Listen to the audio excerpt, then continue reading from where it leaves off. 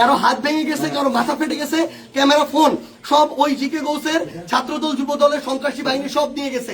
এবং আমাদের একজন ভাইয়ের চোখে রড দিয়ে যখন গুতা মারছে, তার চোখ বের হয়ে আসার মতো অবস্থা, আরেকজনের মুখে রড দিয়ে বাড়ি মারছে। এই ভাইদেরকে এবং উনি আমার জেলা সেক্রেটারি এনসিপির, উনি একজন ভাইকে বাঁচাইতে গিয়ে রড দিয়ে উনার এই কনুই ভেঙে শেষ করে দেওয়া হয়েছে।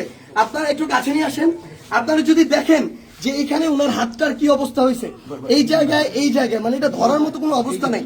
এখানে মাথায় এই যে রড দিয়ে প্রত্যেকটা জায়গায় বাড়ি মারছে।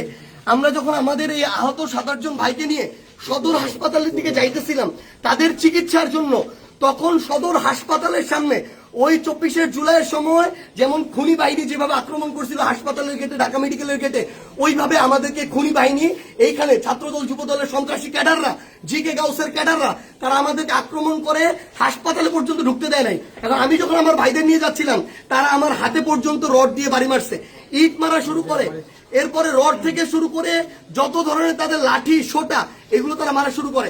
এবং ওইখানে আমাদের ছাত্র শক্তি, যুব শক্তির, এনসিপির অনেক ভাইকে তারা ওইখানে মানে ওই সবার সামনে ওইখানে পিটায়। এবং আমরা এখানে পুলিশ দেখলাম, আমাদের সামনে থাকা তো দূরের কথা, আমাদের সাথে থাকা তো দূরের কথা, এত বড় হামলার পরে তারা পিছনে দাঁড়ায় দাঁড়ায় নাটক দেখতেছে। এই ছিল অবস্থা। এই যদি হয় বাংলাদেশের অবস্থা, তাহলে তারেক রহমানকে জবাব দিতে হবে।